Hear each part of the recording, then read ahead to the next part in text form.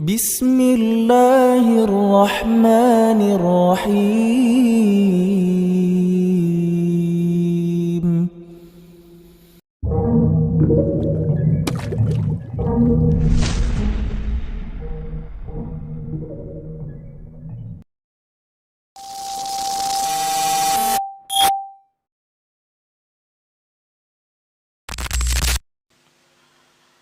Assalamualaikum warahmatullahi wabarakatuh. Innal hamdalillah nahmaduhu wa nasta'inuhu wa nastaghfiruh wa na'udzu billahi min shururi anfusina wa min sayyiati a'malina. Man yahdihillahu fala mudilla lahu wa man yudlilhu fala hadiya lahu. أشهد أن لا إله إلا الله وحده لا شريك له وأشهد أن محمدا عبده ورسوله بلغ الرسالة وأدى الأمانة ونصح الأمة وجاهد في الله حق جهاد حتى ترك أمته على المحجة البيضاء ليلها كنهارها لا يزيغ عنها إلا هالك. Salawatullahi wa salamuhu alaihi wa ala alihi at-tayyibin wa ashabihi ghurril mayamin wa sallama tasliman katsira. Ya ayyuhalladzina amanu taqullaha haqqa tuqatih wa la tamutunna illa wa antum muslimun. Ya ayyuhan nasu taqu rabbakumul ladzi khalaqakum min nafsin wahidah وخلق منها زوجها وبث منهما رجالا كثيرا ونساء واتقوا الله الذي تساءلون به والأرحام إن الله كان عليكم رقيبا. يا أيها الذين آمنوا اتقوا الله وقولوا قولا سديدا يصلح لكم أعمالكم ويغفر لكم ذنوبكم ومن يطع الله ورسوله فقد فاز فوزا عظيما. أما بعد فإن خير الكلام كلام الله وخير الهدى هدى محمد صلى الله عليه وسلم وشر الأمور محدثاتها فإن كل بدعة ضلالة. معاشر المسلمين جماعة صلاة Jumat rahimani wa rahimakumullah. Jika kita merenungi karunia dan rahmat Allah Subhanahu wa taala yang bersifat khusus kepada umat ini, maka kita akan sampai pada satu kesimpulan yang sama dengan mengatakan bahwa sesungguhnya rahmat Allah Subhanahu wa taala yang khusus kepada umat ini tidak ada henti-hentinya. Beberapa bulan yang lalu Allah Subhanahu wa taala menghadirkan untuk kita bulan suci Ramadan yang di dalamnya kita berkesempatan untuk menambah catatan kebaikan kita. Di bulan berikutnya, yaitu di bulan Syawal, Allah Subhanahu wa taala juga menghadirkan di dalamnya satu amalan yang lagi-lagi memberikan kesempatan kepada kita untuk menambah catatan pahala kita, yaitu puasa 6 hari di bulan Syawal. Dan setelah bulan Syawal, di mana saat ini kita berada di dalamnya, Allah menghadirkan bulan Dzulqa'dah, yang mana bulan Dzulqa'dah merupakan salah satu di antara 4 bulan haram.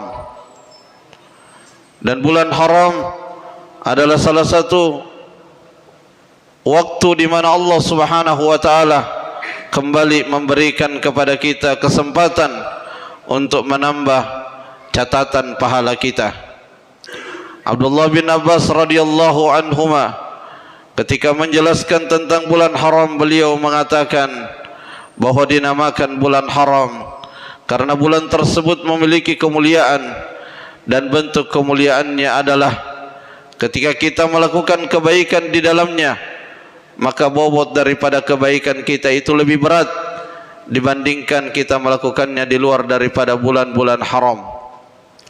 Demikian pula halnya ketika kita melakukan keburukan, maka bobot daripada keburukan kita juga sangat berat dibandingkan kita melakukannya di luar bulan haram. Karenanya Allah Subhanahu wa taala di dalam Al-Qur'an ketika menyebutkan tentang bulan haram, Allah mengatakan, "Fala tadhlimu fihinna anfusakum." Janganlah kalian menzalimi diri-diri kalian dengan melakukan keburukan-keburukan di bulan-bulan haram tersebut. Bulan haram ada 4, bulan Zulqa'dah, lalu kemudian bulan Zulhijjah, bulan Muharram, dan juga bulan Rajab. Dan setelah kita meninggalkan bulan Zulqa'dah, maka kita akan berpindah ke bulan haram yang lainnya, yaitu bulan Zulhijjah, yang lagi-lagi di dalamnya juga terdapat beraneka ragam keutamaan, fadilah dan kesempatan bagi kita semua untuk kembali menaikkan dan menambah catatan kebaikan kita di sisi Allah Subhanahu wa taala. 10 hari pertama bulan Zulhijjah adalah hari-hari yang sangat mulia, hari-hari yang sangat utama. Bahkan para ulama ketika membandingkan antara 10 hari pertama bulan Zulhijjah dengan 10 hari terakhir bulan Ramadan, mereka membandingkan secara berimbang. Ibnul Qayyim rahimahullah dan yang lainnya mengatakan bahwa siang hari 10 hari pertama bulan Zulhijjah itu lebih utama daripada siang hari 10 hari terakhir bulan Ramadan, dan malam hari 10 hari terakhir bulan Ramadan itu lebih utama daripada malam hari 10 hari pertama bulan Zulhijjah. Ma'asyiral muslimin, jamaah salat Jumat rahimani wa rahimakumullah. Ketika kita telah mengetahui keutamaan yang Allah tetapkan pada hari-hari tertentu, maka langkah selanjutnya adalah kita wajib untuk mencari tahu bagaimana cara kita mendapatkan keutamaan tersebut. Amalan apa yang mesti kita lakukan agar keutamaan yang telah disiapkan oleh Allah Subhanahu wa taala dapat kita raih. Di bulan Zulhijjah nanti, ketika kita memasuki hari-hari awal 10 hari pertama di bulan tersebut, maka di sana secara khusus Nabi sallallahu alaihi wasallam memberikan kepada kita penekanan agar kita menambah amal-amal saleh kita, meningkatkan amal saleh kita, sebagaimana disebutkan di dalam hadis Nabi sallallahu alaihi wasallam yang diriwayatkan oleh Imam Bukhari dan Muslim, "Ma min ayyam al-amalu salihu fihinna ahabbu ila Allah min hadhil ayyamil 'ashar." Tidak ada hari-hari yang mana amal saleh di dalamnya sangat dicintai oleh Allah Subhanahu wa taala selain daripada amal saleh yang dikerjakan di hari-hari ini, maksudnya di 10 hari pertama bulan Zulhijjah. Jadi secara umum, agar kita dapat meraih keutamaan di 10 hari pertama bulan Zulhijjah, kita meningkatkan amal saleh kita. Dan secara khusus ada amalan-amalan yang Nabi sallallahu alaihi wasallam perintahkan kepada kita agar kita semakin maksimal di dalam meraih keutamaan di 10 hari pertama bulan Zulhijjah. Ada puasa Arafah yang kita kerjakan pada tanggal 9 Zulhijjah saat kaum muslimin yang melaksanakan ibadah haji berwukuf di Arafah. Dan ada salat Idul Adha, lalu kemudian ada penyembelihan hewan kurban atau ibadah kurban. Dari 3 ibadah yang besar ini, maka ibadah kurban adalah salah satu ibadah yang penting untuk kita perhatikan. Kalau puasa Arafah, insyaallah kita semua memiliki kemampuan, meskipun kita tidak merencanakannya jauh-jauh hari, tetapi untuk ibadah berkurban ini adalah ibadah yang membutuhkan tekad yang lebih kuat. Karena di dalam ibadah kurban kita tidak hanya beribadah dengan fisik kita, kita tidak hanya beribadah dengan lisan kita, tapi kita beribadah dengan harta kita. Kita harus rela mengeluarkan sebahagian daripada harta kita untuk mewujudkan ibadah yang mulia tersebut. Itulah sebabnya Nabi sallallahu alaihi wasallam menyampaikan kepada para sahabatnya dan tentunya kepada kita semua, bahwa siapa saja di antara kaum muslimin man kana lahu sa'atan falam yudahhi fala yaqrabanna musallana, siapa saja yang memiliki kemampuan untuk berkurban tetapi dia tidak berkurban, maka lebih baik dia tidak mendekati tempat salat kami. Ini adalah ancaman yang sangat serius, ancaman yang dijadikan sebagai landasan oleh sebagian ulama bahwa berkurban bagi orang yang memiliki kemampuan itu hukumnya adalah diwajibkan. Jamaah salat Jumat rahimani wa rahimakumullah, yang dimaksud dengan memiliki kemampuan adalah kelebihan harta, yang mana jika harta kita yang lebih tersebut digunakan untuk membeli hewan kurban, tidak akan menimbulkan mudarat pada kebutuhan-kebutuhan kita yang bersifat wajib, yang bersifat rutin. Ketika kita membeli hewan kurban, tidak mengakibatkan kita tidak membayarkan kewajiban membayar anak-anak kita di sekolah. Ketika kita berkurban, tidak mengakibatkan ada di antara yang wajib kita nafkahi terabaikan. Ketika kita berkurban dan tidak mempengaruhi pengeluaran-pengeluaran yang bersifat wajib, maka itu berarti kita memiliki kemampuan untuk melaksanakan ibadah tersebut. Dan yang perlu kita ingat bahwa yang memerintahkan kita berkurban adalah Allah Subhanahu wa taala, yang memberikan kepada kita rezeki, yang menganugerahkan kepada kita beraneka ragam kenikmatan, yang kata Allah Subhanahu wa taala, siapapun di antara manusia di muka bumi ini, bahkan yang paling menderita sekalipun, Allah katakan, wa in ta'uddu ni'matallahi la tuhsuha, jika engkau mencoba menghitung kenikmatan Allah, maka kita tidak akan bisa menghitungnya. Ma'asyiral muslimin, jamaah salat Jumat rahimani wa rahimakumullah, melalui ibadah kurban yang kita lakukan, kita tunjukkan kepada Allah Subhanahu wa taala rasa syukur kita. Dan ini adalah bukti rasa syukur kita kepada Allah yang sangat istimewa, karena kita bersyukur kepada Allah Subhanahu wa taala melalui harta yang Allah berikan kepada kita, melalui harta yang sangat kita cintai, harta yang kadang berat untuk kita keluarkan, tetapi demi mewujudkan kecintaan kita kepada Allah, demi mewujudkan ketaatan kita kepada Allah, maka kita korbankan hal yang paling kita cintai tersebut. Dan yang kedua, ketika kita berkurban, maka kita sedang mengenang apa yang telah dilakukan oleh Nabiullah Ibrahim alaihissalam, menghadirkan kepada kita semangat yang pernah ditampilkan oleh Nabiullah Ibrahim alaihissalam, semangat berupa kegigihan di dalam menjalankan ketaatan kepada Allah Subhanahu wa taala. Ketaatan kepada Allah Subhanahu wa taala membutuhkan kekuatan dan kesabaran yang tinggi, dan itulah yang dilakukan oleh Nabiullah Ibrahim. Dan melalui momentum Idul Adha, melalui berkurban, kita diingatkan bahwa kita harus kuat, kita harus sabar di dalam menjalankan perintah-perintah Allah Subhanahu wa taala. Karena sebagian besar dari perintah-perintah Allah Subhanahu wa taala itu bertolak belakang dengan apa yang dikehendaki oleh hawa nafsu kita.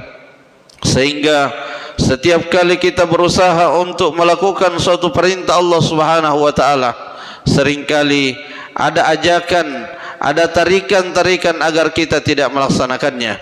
Ketika ada larangan Allah Subhanahu wa taala, maka seringkali dari dalam diri kita ada dukungan dan dorongan yang sangat kuat untuk kita melakukan hal yang dilarang tersebut.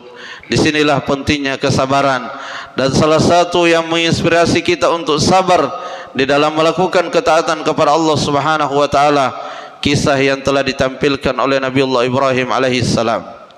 Jamaah salat Jumat rahimani wa rahimakumullah, kemudian melalui ibadah kurban kita juga berusaha untuk mewujudkan ketaatan kepada Allah Subhanahu wa taala, karena ibadah kurban adalah termasuk di antara syiar-syiar Allah Subhanahu wa taala. Dan Allah mengatakan di dalam Al-Qur'an, "Dzalika wa may yu'azzim sya'airallah fa innaha min taqwal qulub." Demikianlah siapa yang mengagungkan syiar-syiar Allah Subhanahu wa taala, maka itu adalah bagian dari ketakwaan hati. Barakallahu li wa lakum fil Qur'anil azim. Aqulu qawli hadza wa astaghfirullah li wa lakum.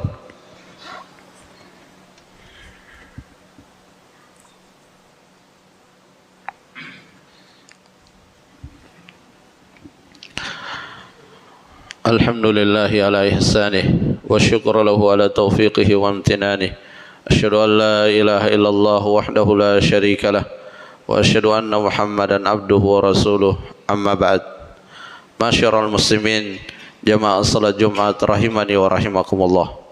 Ibadah kurban juga merupakan ibadah yang sangat besar pahalanya, dan bukti besarnya pahala ibadah kurban di mana Nabi SAW mencontohkan dan menganjurkan bagi orang yang berkurban hendaknya mengikutkan keluarganya yang ada di rumah dalam bagian pahala yang ada di dalam ibadah tersebut.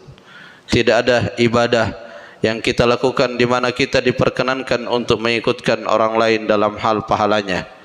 Yang diperkenankan itu adalah pada ibadah kurban, di mana para sahabat di setiap rumah-rumah mereka berusaha berkurban agar bisa membagikan, agar bisa mengikut sertakan keluarga-keluarga yang ada di rumah tersebut dalam pahala ibadah yang mulia tersebut.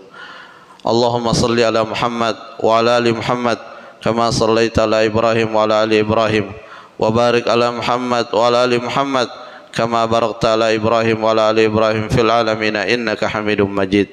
Allahumma ighfir lil muslimina wal muslimat wal mu'minina wal mu'minat al ahya'i minhum wal amwat innaka sami'un qaribun mujibud da'wat ya qadiyal hajat. Allahumma izzal islam wal muslimin, Allahumma izzal islam wal muslimin, Allahumma izzal islam wal muslimin, Allahumma aminna fi awtanina wa aslih ahwalana wa ahwalal muslimin wa waffiq ulata umurina bima tuhibbuhu wa tarda warzuqhumul bitanata as-salihah. Allahumma ansur ikhwanana al-muslimina fi kulli zamanin wa makan. Allahumma ansur ikhwanana al-muslimina fi Palestin wa fi Gaza wa fi jami'i buldanil muslimin. Allahumma inna na'udzubika min an nusyrika bika syai'an na'lamu wa nastaghfiruka lima la na'lam. Rabbana zalamna anfusana wa illam taghfir lana wa tarhamna lanakunanna minal khasirin. Rabbana atina fid dunya hasanah wa fil akhirati hasanah wa qina adzaban nar. Wa sallallahu ala nabiyyina Muhammadin wa ala alihi wa sahbihi wa sallim.